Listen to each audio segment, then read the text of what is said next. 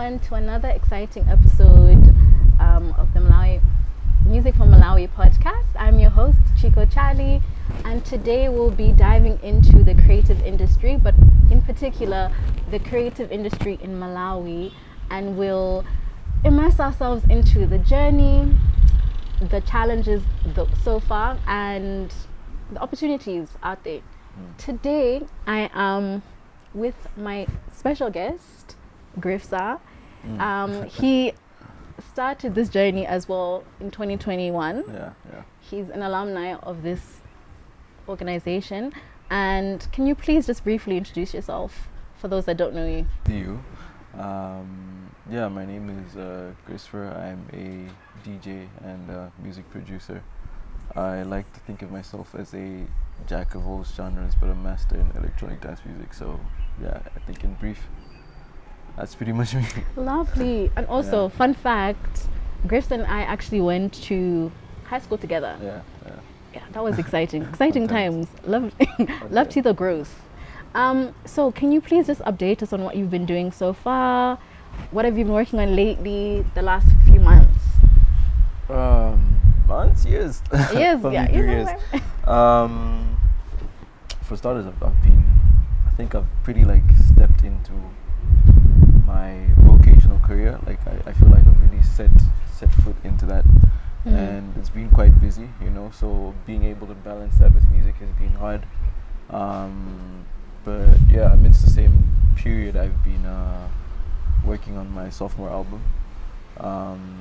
And yeah, pretty much balancing that with work. When you think of studio sessions, but you're tired at work, you come back and maybe your studio session is scheduled for 5:30, but work, you had a bad day at work and now you have to get into a studio session. You can't even think creatively. It's tough, but yeah. So long story short, I've been working on my sophomore album, but also putting a lot of effort into my vocational career, which is in IT. Yeah. And how's that going? It's great. So much growth, so much responsibility, and I enjoy it. I believe I'm passionate about it. Maybe not as much as music, but yeah. Okay, and when are we going to hear your sophomore album? Soon. When is it coming out? Because you've been teasing us on social media. This year, preferably? Yeah, no, definitely this year. Before November. That's pretty much. Okay, you just told us. Pretty much. Anyway, there you go. December. Okay. So, anyways, let's start chatting about this topic. So, I've seen on your social media, obviously you're working on your sophomore album. Yeah. That's The Sands Dance Forever. Yeah. Why that title, please? Ironically, you would be one of the ideal people to ask me that question, because when coming up with the album title, normally I try and find a pun, because last one was Funky Feelings, the other one was Night of Long Nights, and I realized most of it is based on stuff I learned in school. So this one was, I guess, in similar nature. Yeah. And there's this story. It's I don't know if legendary is the right word to use, but it's a very well-known story by a storyteller? not storyteller, famous African author. His name is Chino. Oh, didn't we read that? Exactly, yeah. We read that at the book's school. titled Things Fall Apart. Yeah. So I told myself, okay, I'm making a project that's going to sound African-ish. So, it's really going to focus on Africa. So if that's the case, then let me get the greatest story told by an African, which for me was that. So I went to read it again, and I just, thought about it, and I was like, God is going to guide me to the title somewhere in that book, and then as I was reading it on and not that I haven't read it before, I have, but as I was reading it on and on, I found the phrase, The Sands Dance Forever. It was literally just there, and I was like, that's cool. That's the title. So yeah, just pretty much picked it up and then started building a narrative from the title into the album, a storyline. So yeah, it's pretty much. I love that for you, honestly. Okay, so can you walk us through your album, your process, and how has your career developed so far, and also looking at the creative industry in Malawi right now? How have you grown in that creative industry, and how has your career grown through the industry as well? I think Maybe since you left, let's say since you left, the cohort. since I left the cohort. Yeah. Okay, I thought we were gonna start from the beginning, but okay. Since I left the cohort, I think starting the cohort, I was already on a certain trajectory. You know, and the cohort kind of like was a bump up, if you will. You know, For your career. Yeah, it also kind of helped in terms of bonding with some other artists I had previously worked with. There was Episodes, who was in a previous cohort. There was Miriam Gosi as well. Oh yeah, Miriam. Yeah, and they were, was Episodes in my last project? Yeah, he was. Both of them were. Both of them were. So it also helped in like bonding with us, because now we got to spend more time outside the studio together, you know. Yeah, and I think maybe for in terms of like the growth of like some of the artists that were there, there's that. But I also got to meet other people. Just I don't know why his name has just missed my mind, but he was in the last cohort. He had a website on reggae music in Malawi. He was actually here not too long ago. Really? Just quickly forgotten his name. I believe it starts with a J, but I don't want to mess it up. Okay. But he also works in IT, and I bumped into him in the middle of like other work, and I was like, oh, it's you, and he was like, oh, it's you, and it was during the week. He was in a suit, and I was like, I never expected that, but. Yeah, so I've met him as well on a few other lines of work. So it's just, also helped me grow in understanding that with the creative side, there's also diversity, but there's also responsibility that you need to have in your life, especially, now wrapping into the question you asked about the industry in Malawi. Yep. It's very rare that you find an artist in Malawi who's like over the age of, say, 24. Yeah. And has no career like outside their music. I get you. I mean, we have like some of the legends in Malawi. Physics, he works at NBS. He's a banker, and he's been an artist for the 20 plus years probably. Yeah. So yeah, and you'd think that somebody in our industry who's been active for that long is a full-time artist, but if somebody that big is not a full-time artist, and it goes a lot to say about our industry. That you need to be doing other things to sustain your art. So yeah, I think that's pretty much my growth since the last cohort, but also the status quo of the industry and how I'm fitting into it, I guess, or making it fit into my life. Yeah. Okay, great. So I know that you also DJ, Joel, and I know that you and like, how long have you been doing that for? Since high school, yeah. That's a long time. Not very active. 8+ years. Or a no, little bit more? No. I think I'd be lying if I say that. Okay, there's like levels to DJ. Back then I was DJing strictly just from my laptop. So there's a lot of things that are automated, I was DJing on an iPad. It's really not truly DJing. I would say that I've known of DJing for a good 8 years, but like actively DJing, doing it frequently, maybe the past 3 years. I'd say 2. Okay, so like, would you say, when you DJ, would you say you like to infuse and incorporate like sounds into like the music that you're creating right now? Is that something that you do? Like, you hear a lot of different. There's like different ways to, like the way we are in electronic music. You can make, like for example, some songs that I've even done with you. I could make an extended mix, quote unquote. Okay. And that's like a mix catered for DJs. So it has mostly just plain drums for the first 16 bars, and the same plain drums for the last 16 bars. So that makes it easy for a DJ to mix in and mix out. Compared to like the normal way radio mixes out, where it would literally just start with a vocal and there's no drum. So it makes it easier. So there are songs that you make that are more DJ friendly, and some songs that are more, radio friendly or more emotional friendly that somebody listens to in headsets, whereas other songs are just meant to be played out in speakers, So yeah. Cool.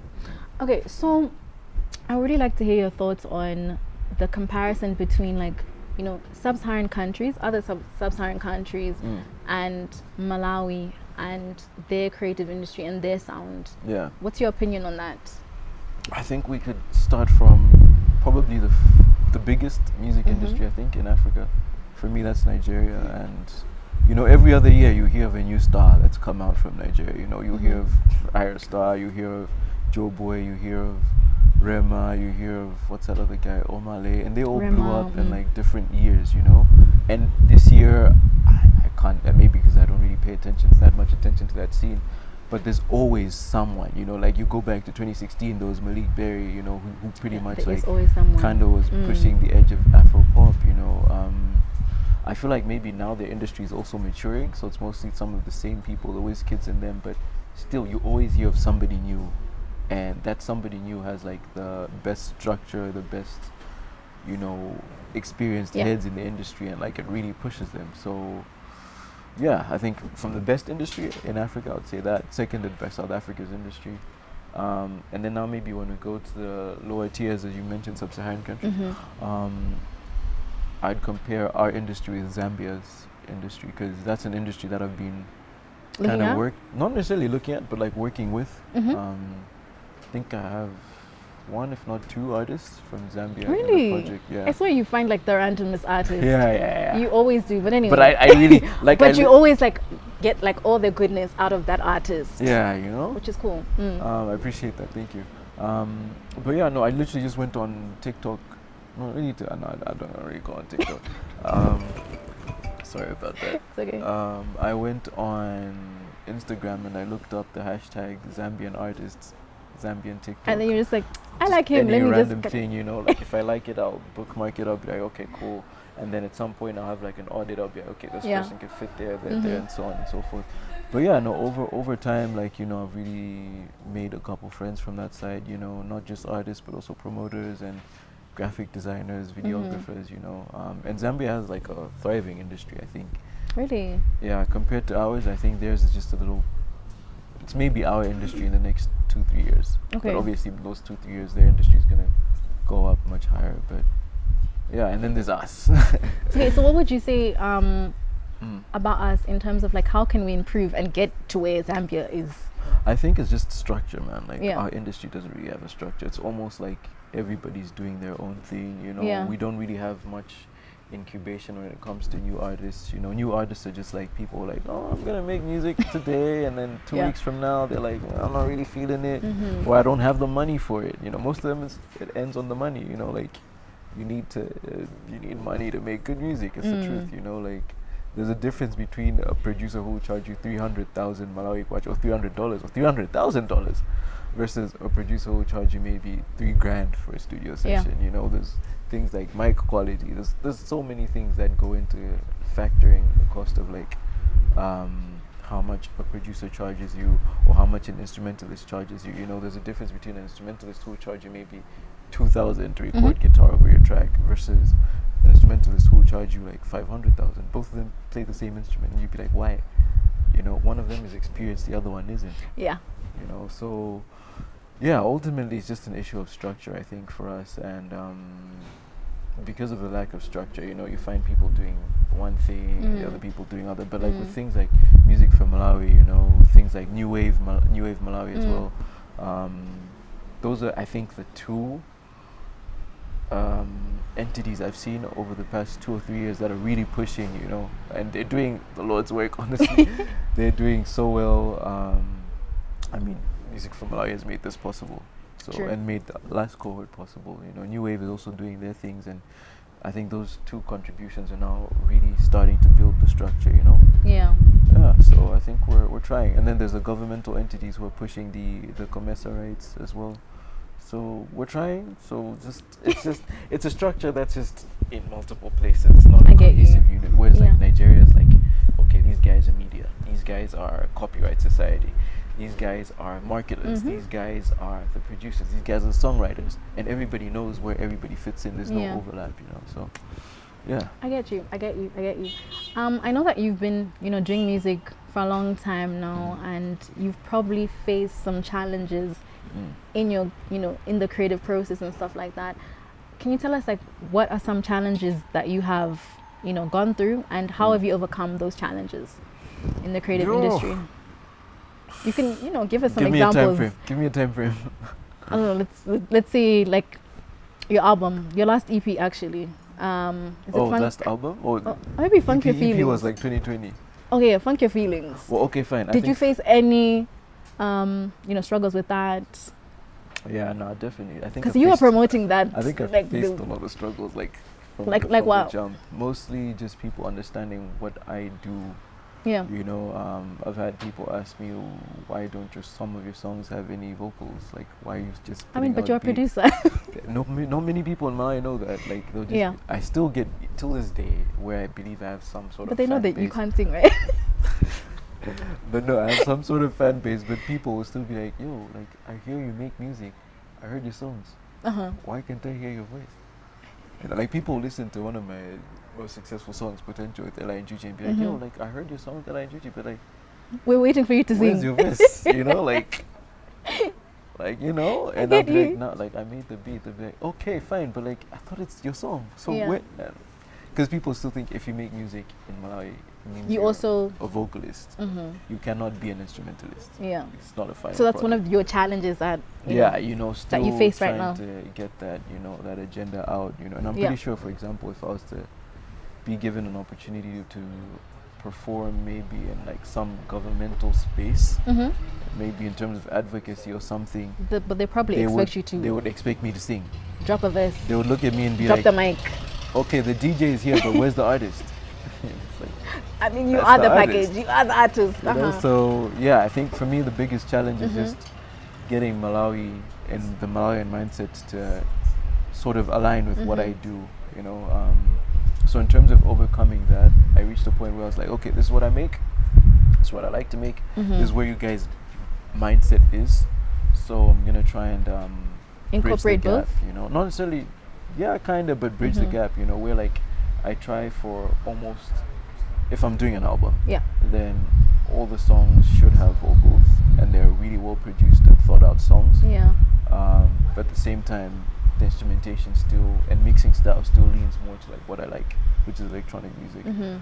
Some considerations are made where like sometimes I do lean more to the vocally driven side, where sometimes I will lean more to my side. Yeah. So it depends on what the song is calling for, but yeah, I think something that I've mastered now is making a cohesive body of music. So yeah, without any challenges really. Okay, that's good. That's good. I love that for you. So I know like a lot of artists and musicians have issues with like monetizing their music and the content and stuff like that. So like in your opinion, why do you think this is the case with like Malawian creatives? Why do you think that this is an issue? It's a big one. For starters, I think the people, maybe you go back to 2020, the people consuming the music was very low, mostly in terms of like internet access, because pretty much music and all this content is based on the internet. For me, I always think like 2020 was the biggest revolution in the Malawian industry. So during COVID times? Yeah, because 2020 had like Spotify come to Malawi officially. Back then we needed. We didn't have Spotify back then? We didn't. You go to Spotify. How was I still using? Okay, I was using Apple Music. It'll tell you, even Apple Music for a while. It'll tell you this is not available in your country. No, but some songs would be like, this is not available in your country. Yeah. Before that, Ultimate, the whole thing, you couldn't access it. What was I doing? Oh, we're probably downloading. I knew Spotify from like 2013 because people in the electronic scene were actually, you're right. You're actually right. Yes. And I couldn't even use it. Like I had to make a VPN. How do you find your music? Spotify, but we don't have Spotify in our country. And then in 2020 was the year when everybody in Malawi was like, okay, I'm gonna start trying. And I remember in back then, I mean, I do a lot of research personally on like the market of the Malawian music, so I can give you figures. Like in 2020, not you being specific, love it. Having 10 monthly listeners on Spotify was huge. In 2020. In 2020. Wow. But like right now, you look at the biggest artists in Malawi, Triemo, Li, Patience, who else? Kilke. They all have like maybe 35,000 monthly listeners, maybe. It must be nice. Maybe 45,000, and most of them are from Lilongwe. Lilongwe, I think, should have a cap of maybe 20,000 monthly users on Spotify. Blantyre, maybe I think the highest I've seen it go is about 10,000. Yeah. So their figures make sense. So their demographic is just Malawi. Blantyre, in most cases, yes. But again, not like, let's say it's shared. There's like a couple thousand in Zambia, but you can tell there's a Malawian artist from so their predominantly it's Malawi. Okay. Malawi now, Malawi in 2020 are two different things. Yes, we've come a long way. Yeah, so now when you factor in monetization, yes, Spotify makes it easy to make money from your music. I mean, they do send you your breakdowns, you know, Apple Music does too. But the challenge now is you get more per stream if the person streaming your music has paid for their Spotify. Really? Like, yeah. Like that per Didn't know unit, that. I think it's $0.0048. Forgotten How how. do you know all this? Yeah, and I'm telling you, I know these things. I have to know these things. Yeah. So yeah, that's like I think that's with the premium user. Whereas for a free Spotify user, I think it goes down to 0.0028, which is a big difference. Wow. And in Malawi, you could have like a crazy decent number, like 45,000 monthly listeners is like an upcoming artist in the US. That's like maybe you started music last week. Whereas in Malawi, that's like somebody who's been doing it for 10, 20 years.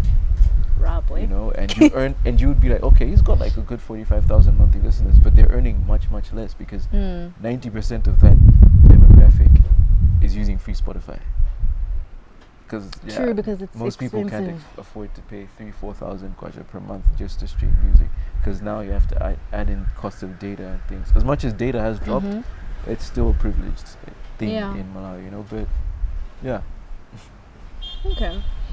So, I know you've been in this game for a while now, and you've probably done like big events and you know played for some important people and whatnot.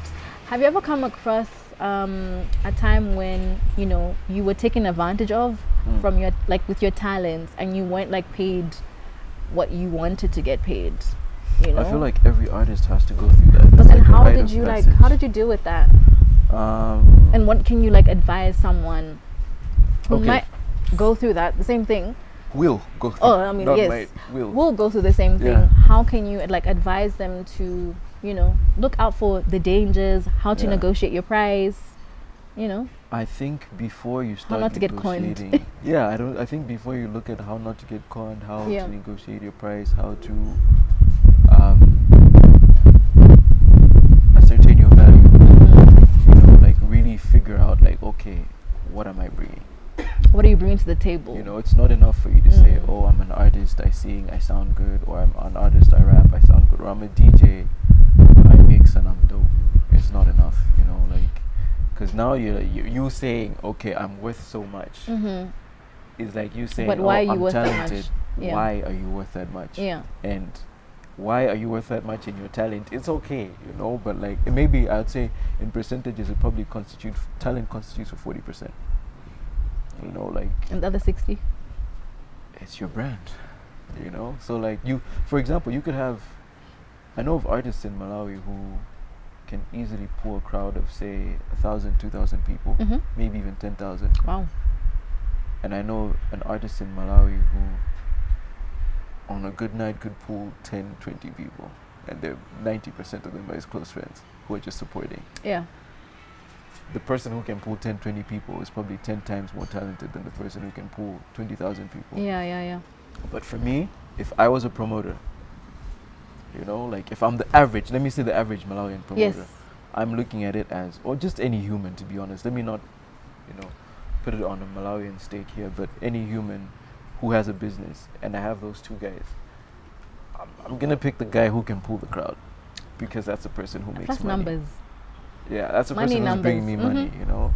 I can care about your talent, but like, it's like, okay, so you're good, but can you bring the crowd, you know? Because that's the benefit. If you're gonna tell me for your set, you're gonna charge me say 10 million kwacha, I better be able to make 20. Wow. Because I need to be able to pay you and make a profit. So you can't have like an artist, for example, that started out like maybe last week, has 1 or 2 songs out, demanding say, oh, I can't perform for anything less than 200K. Or I can't perform for anything, rather let's put it in dollars, I can't perform for anything less than $100, $200. That artist should be able to go to a place, you know, and say, hey guys, I'm an artist, use me, you know. If anything, I'm gonna bring value to your business or your event by just, you know, singing, and people who are coming in the background will love it. I'll do it for free, you know.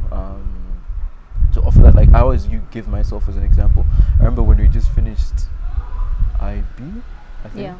I was like Guys, 6'4". Yeah, I got on a bus, and like a mini bus, and I went to Harry's Bar, which is somewhere along the road in Area 6. Yeah, on a random afternoon. On a random afternoon, like just the way we are right now. Yeah. I decided, okay, I'm gonna go, and hopefully I'm gonna meet the owner, and I'm gonna tell him I am a DJ and I will offer myself to DJ for free tonight. Okay. I had no idea I was gonna get there. That's what we call, a leap of faith. And I went there and trusting I was like, and hoping guys, that whatever happens. I'm a DJ, like I know, like I've been practicing. I'm not using any gear or anything. Yeah. It's just me and my laptop. But like I know for sure that like I can give you a good time. Yeah. And I went there. I wasn't paid, but I left the club with more money than I came with. But you left a good impression. Yeah, and mostly it was just people in the crowd like throwing money at me. Not like throwing money at me, but like giving me money and telling me that, wow, like you're doing a good job, man. And I was like, okay, cool. So yeah, I was probably like 18, 19 at the time. I didn't even know that story, but that's a good story. Yeah, so basically what I'm trying to drive at is that like you have to go and offer yourself first.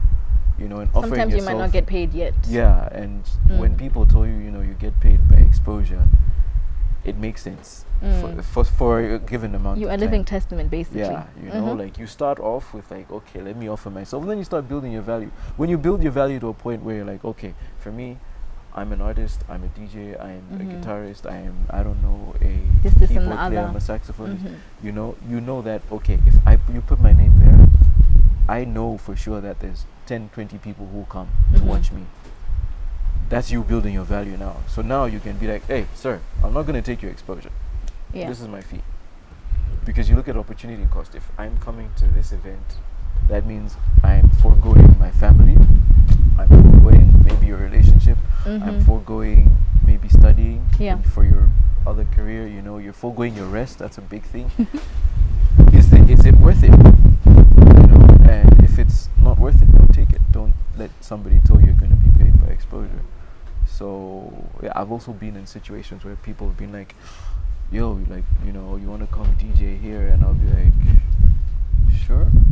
What are the terms? I'll be like, oh no, we don't really have terms. We just want you to like DJ. And like DJing is hard, guys. Like it's not just just pushing a button. No, it's hard. Like you really have to think through the songs. Yeah. You have to create a really great playlist. Yeah. Yeah. So it's really not that easy. Yeah. And there's people who DJ for 4 hours. Okay, that's a long time. That's a typical club DJ. I'm not necessarily. I don't think of myself as a club DJ, but the typical club DJ is going to play for 4 hours. Yeah. Would you want to be a club DJ? No. On the side? Like a full-time club DJ? No. Yeah, no, that's not you. That's not your portion? No. Okay, that's fine. But okay. Yeah. So it's pretty much the challenge, Yeah. So you just need to understand opportunity cost, understand the value you bring, and understand, that when you get to a certain point is when you start negotiating. You don't negotiate when you're nobody. Then and there. Like, I'm talented, and your this talent, is how much like I'm worth. I said, your talent contributes like 40%. Yeah. The rest is pretty much the brand. Like, what business are you bringing? And that also goes to say, because your brand is a business as well. Yeah, when you're starting out, and not necessarily when you're starting out, when you've built it up, yeah, and now it's your own show, yes, or your own event, for you to convince somebody to come and spend money at that event, you also have to build it up. So, yeah. Okay, I hear you. Okay, cool. So, let us talk about quickly the opportunities in the creative industry, and organizations like Music for Malawi are a really good, place to be a creative and to, expand, your repertoire, your artistry and stuff like that. Do you feel like there are other organizations in the community that allow young creatives to grow and to foster in this industry other than Music for Malawi? I can't. Off the top of my head, I can't think of any other one than New Wave Malawi. Okay. Yeah, New Wave. People don't even really know it, but like I remember how New Wave started out. There's this good friend of mine, Yanko Ligongwe, and he used to just make playlists on Spotify of like Malawian music. And I told him, dude, like you could really make this a thing. Like make this a playlist, like an official thing. And then they came up with a name. I remember the first logo. It had like some green and some red. It was a massive N, and he was so dedicated at it, you know. And over time, he was also using it as an instrument to help me grow because he's my close friend, you know. And like, yeah. So New Wave Malawi. New Wave. Shout out New Wave Malawi. And over the years, they've grown and grown and grown. Like they started out from just making weekly playlists on Spotify to becoming a publishing company now. Wow. With like sufficient branding, and now I think from the last Music for Malawi event that I went to, they had shared that they also won a grant, I believe. This one went to what? Sorry. The last Music for Malawi event I went to, I think it was a launch for this particular the cohort going on now. Yeah, they had also won a grant, and they're also, so there's now funding coming, and it's like that is so amazing. And they started from just playlisting. Yeah. And they also have some agreement with COMESA, the copyrights organization in Malawi. Is it? Yeah, they're even managing artists full time now. Like it's gone from one person's idea of having a playlist to they're about like 6-7 people. So graphic designer in there, Daniel, he's amazing. You know, there's Nta, the other Nta, Tanganyika. No pun intended there. Tanganyika Tanda, you know. Yeah, so she's also doing great work in terms of the admin and just getting people to get things in line, you know. Like I said, started from a single playlist and look at where they are now. So yeah.